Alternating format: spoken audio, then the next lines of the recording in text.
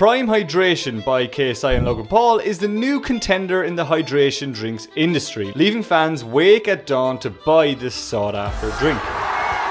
But why did former rivals even start a drinks company in the first place? And will it make them billionaires? Their story starts on the 25th of August 2018 when KSI and Logan Paul came together for a boxing match. This event became the biggest amateur boxing match in history, which only showcases the power of their influence when they come together. After an unfortunate draw, the two came together again in November 2019 to wrap up their beef. After KSI's victory, we saw very little of the duo. Until late December 2021, after KSI tweeted that he and Logan Paul had an announcement. We have created our own drink company. Yeah. Fans were expecting boxing fight number 3. Considering they already beat each other up twice on 2 separate occasions, after the announcement fans were pretty pissed. And KSI and Logan Paul were both swimming in unknown waters. I mean, no creators had ever created a product in this niche before. And it was sure to become a complete failure. Right?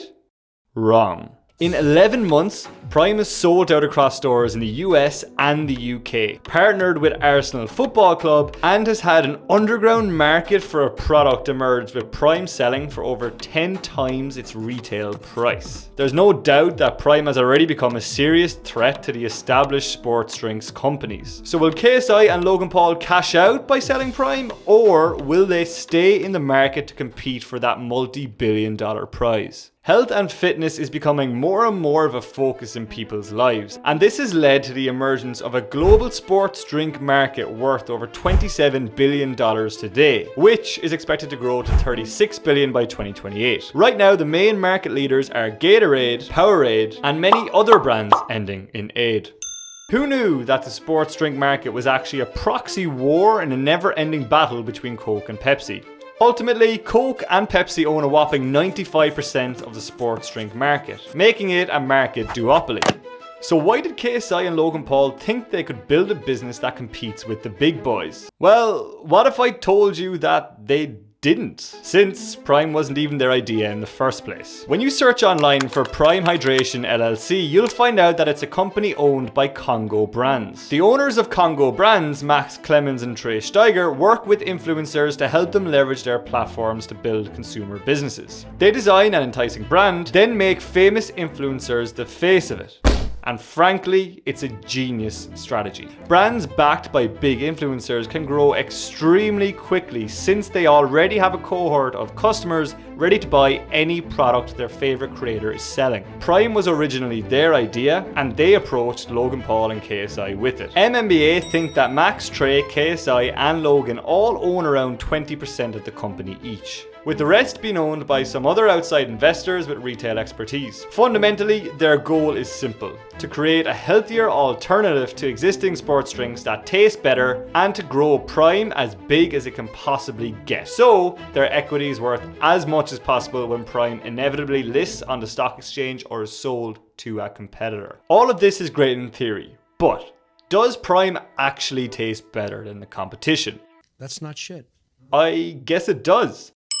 From a health perspective, Prime is billed as better, healthier alternative to Gatorade or Powerade. Prime pretty much beats Gatorade across every dimension. Honestly, there's no comparison. Except for one: price. In general, the price of Prime is around 80 cents more than their competitors. For a low-priced consumer good, that's a massive difference. However, this price difference won't remain large forever. This is because of the magic of something called economies of scale. For example, if you wanted to buy 100 bottles from a manufacturer, they will charge you a lot more per bottle when compared to when you buy 1,000. This is because they'll give you a big discount to keep your business for bigger orders in the future. And as Prime grows and they get better economies of scale, the cost will eventually come down and become more comparable to the competitors in the market. You see, old companies like Gatorade are constrained by how their products have been formulated. Gatorade was launched back in 1965, and since then, governments around the world have introduced sugar taxes to increase the cost of sugary drinks and deter their customers from buying them. We saw this after Seattle introduced a soda tax, which raised the cost of Gatorade by 65%. And they can't change the ingredients of Gatorade because, well,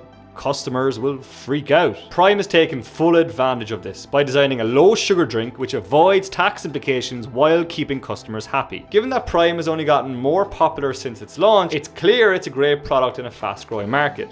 But is it enough to make Logan Paul and KSI billionaires?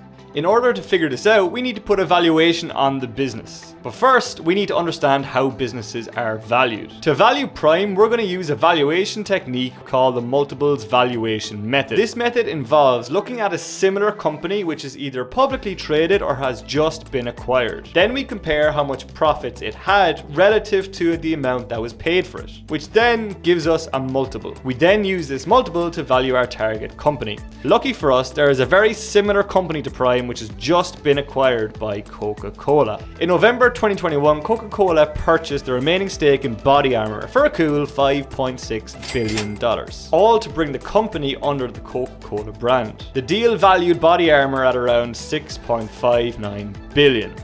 Not too shabby. And at the time of acquisition, Body Armor had around 1.4 billion in annual retail sales and had a growth rate of around 50% per year. This means that under the multiples valuation method, Body Armor was valued at around 4.7 times its annual revenue. According to IRI, a Chicago-based market research firm, Prime reported around $37.6 million in retail sales between January and August 2022. 10 million of this total was sold between June and July alone, showing just how fast the company is growing. At this rate, providing they can supply enough bottles, Prime will do around 100 million in revenue in their first year of business. And using our multiples valuation method, this would value Prime at $500 million after 1 year. So they're not billionaires yet, but what about the next 3 to 5 years? Well, despite Prime's rocket ship growth, they're still tiny in comparison to their competition, which gives them lots of room to grow. While Prime did 37.6 million in sales, Gatorade did a whopping 6.2